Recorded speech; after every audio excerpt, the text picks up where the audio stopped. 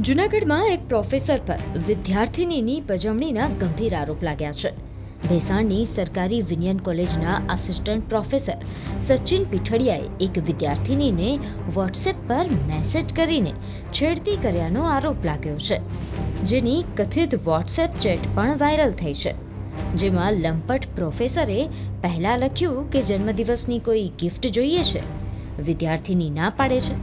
અન્ય એક ચેટમાં લંપટ professor phone કરવા માટે દબાણ કરે છે, જો કે વિદ્યાર્થીની શું કામ છે એવો સવાલ કરે છે.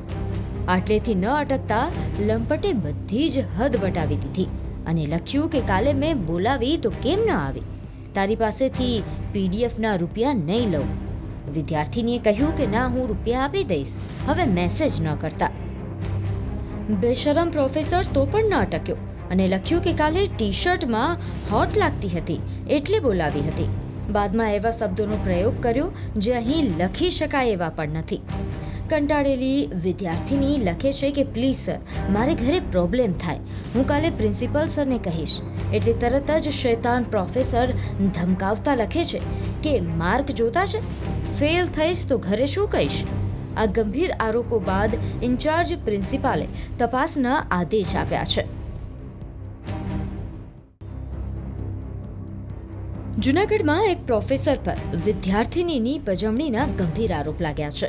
ભેસાણની સરકારી વિનયન કોલેજના આસિસ્ટન્ટ પ્રોફેસર સચિન પીઠડિયાએ એક વિદ્યાર્થિનીને વોટ્સએપ પર મેસેજ કરીને છેડતી કર્યાનો આરોપ લાગ્યો છે, જેની કથિત વોટ્સએપ ચેટ પણ વાયરલ થઈ છે. જેમાં લંપટ પ્રોફેસરે પહેલાં લખ્યું કે જન્મદિવસની કોઈ ગિફ્ટ જોઈએ છે. વિદ્યાર્થિની ના પાડે છે. અન્ય એક ચેટમાં લંપટ પ્રોફેસર ફોન કરવા માટે દબાણ કરે છે, જો કે વિદ્યાર્થીની શું કામ છે એવો સવાલ કરે છે. આટલેથી ન અટકતા લંપટે બધી જ હદ વટાવી દીધી અને લખ્યું કે કાલે મેં બોલાવી તો કેમ ન આવી? તારી પાસેથી પીડીએફના રૂપિયા નહીં લઉં. વિદ્યાર્થીનીએ કહ્યું કે ના, હું રૂપિયા આપી દઈશ, હવે મેસેજ ન કરતા.